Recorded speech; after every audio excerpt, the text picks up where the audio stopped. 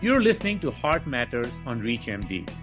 I'm Dr. Javed Butler, and joining me today to discuss his research from the article titled Allergic Responses to Common Foods Could Significantly Increase the Risk of Heart Disease and Cardiovascular Death, that was published on UVA Health in November 2023, is Dr. Jeffrey Wilson.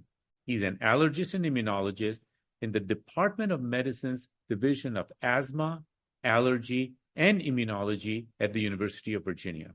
Dr. Wilson, welcome to the program. Thank you, Dr. Butler. It's great to be here. So let's jump right into it. I'm a cardiologist, and I have never thought about food allergies and cardiovascular disease. So what made you do this study or think about this topic? It's a great question. And really, there's a number of reasons that we got into this. One is that I think a lot of us don't realize, but there's actually a pretty good body of literature already linking allergic immunity with heart disease. There's a number of studies that have invoked mast cells in heart disease. So we know that there's a lot of mast cells in the heart, and we know that there are mast cells in atherosclerotic lesions in people who have coronary artery disease. We know that IgE, which is sort of a bread and butter marker of allergies and something we're talking about today, but if you just measure total IgE levels, they tend to be higher when you look at cohorts who have heart disease in the subacute setting of people who are having MIs and things like that. We also know if you just do population-based studies and you look at folks who have asthma or atopic dermatitis, that those things also have associations with heart disease. So overall, there's a decent body of evidence that says that allergic immune responses could have connections with heart disease. Obviously, there's a lot of gaps and things we don't know. The next thing that is a lead-in for this specific article is that our group at UVA reported about 5 years ago a connection between IgE to an unusual meat allergen called alpha-gal and the severity of coronary artery disease. And so alpha-gal is the tick-acquired red meat allergy, and this has a number of features that make it different from a lot of bread and butter food allergy that people think about, with those things being more like peanut and tree nuts and milk and eggs. But here at UVA, we have a lot of interest in alpha-gal. We studied the question, and we did find a significant association with the severity of heart disease. Interestingly, that observation has subsequently been replicated by a larger cohort study in Australia, where alpha-gal is also common. So those are important pieces of the backdrop. And then there's little pieces of information that are also helpful to understand the specific question here.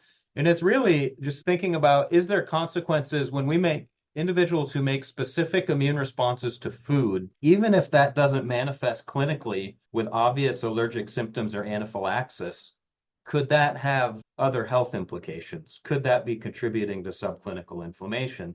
And the reason that matters is because we know people who have food allergy, they make the allergic antibodies to food, and then they can have the allergic reactions.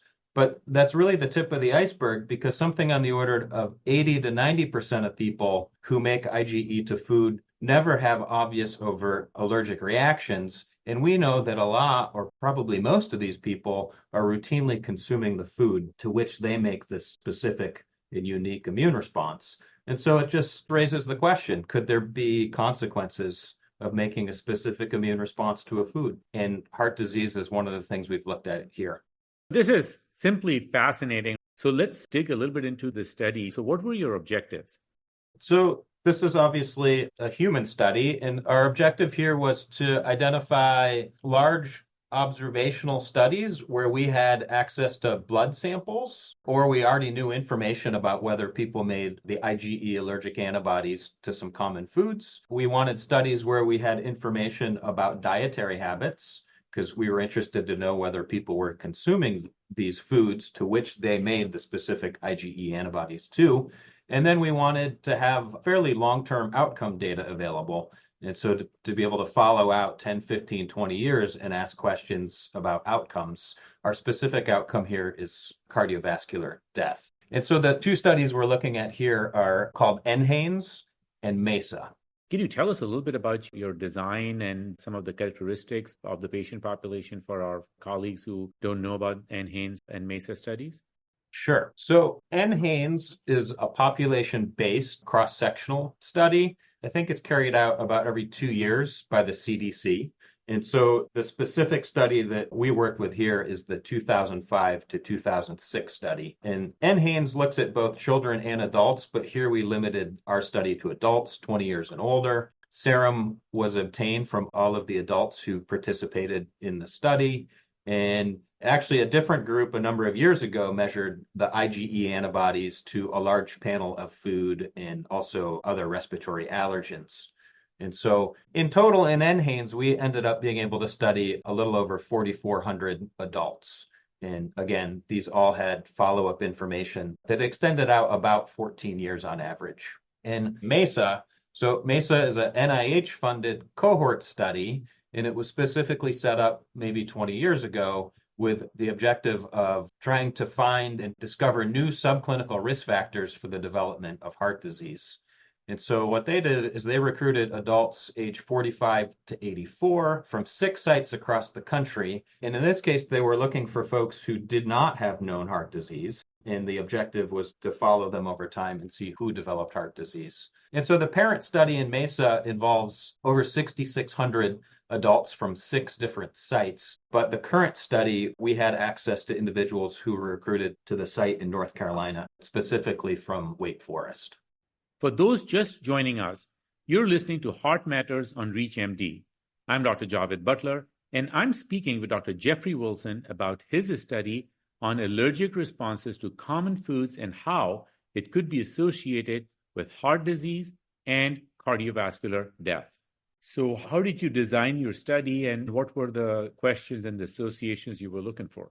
Yeah, so for NHANES, of the 4,400 adults that were studied, over that about 14 years, actually, it was 874 deaths in total, and 229 of those were from cardiovascular causes. And in MESA, over about 18 years of follow-up, there was 290 deaths, and 56 were from cardiovascular causes. So here, our primary outcome is cardiovascular death. And then the variables that we were really interested to understand if they had associations with a cardiovascular death, again, was whether people made the IgE allergic antibodies to food. And the specific foods that were available for both studies were cow's milk and peanut. NHANES, we also had information about IgE to shrimp and to egg. And in both cohorts, we also had information about whether they made IgE to a number of respiratory allergens. And what did you find? And so starting off with how many of these folks make IgE antibodies to the food, in both cohorts, about 4% were making IgE to the cow's milk and about 7% were making IgE to peanut. When you look at the number who make IgE to respiratory allergens, it's a bigger number. And so that's what the situation looked like at the beginning. We also know that the majority of those, especially who were making IgE to milk, were routinely consuming cow's milk, so over 90%. And then when we generated Cox proportional hazard models, including adjustment for important things like race and ethnicity, sex, age, education, smoking, asthma, as well as known cardiovascular risk factors such as hypertension, obesity, diabetes, and high cholesterol, we found a significant association between the presence of IgE to cow's milk and cardiovascular death. The hazard ratio in NHANES was about 2, and the hazard ratio in MESA was a little bit over 3. So for IgE to milk, we saw a significant association with cardiovascular disease with all comers.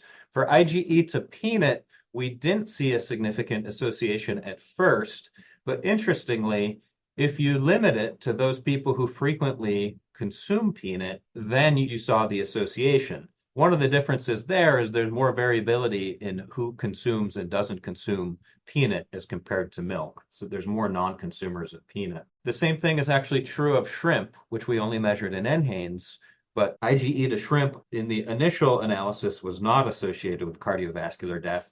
But if you limit it to the people who routinely eat shrimp, it was.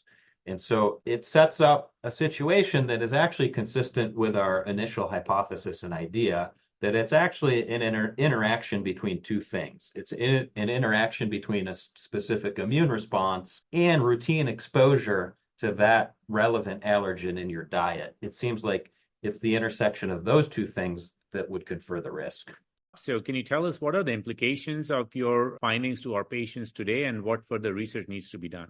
Yeah, it's a great question. I think it's just really important to emphasize right now that this is very early research. We think the findings are interesting and provocative, but it's almost hypothesis generating at this point. And so there's a lot more to do. The other thing is, I think it's important to emphasize that our study is actually really less about food allergy and more about precision nutrition. And the reason for that is because people who have bona fide food allergy are not likely to be regularly consuming the food to which they make IgE. So in many ways, it's those other folks. It's the 80 or 90% of the people who make IgE to food and don't know they had, like, it's a subclinical immune marker. And so it's really early. We have a lot more to do. I think one of the next steps is to try to go into even bigger cohorts to see if we can get more information.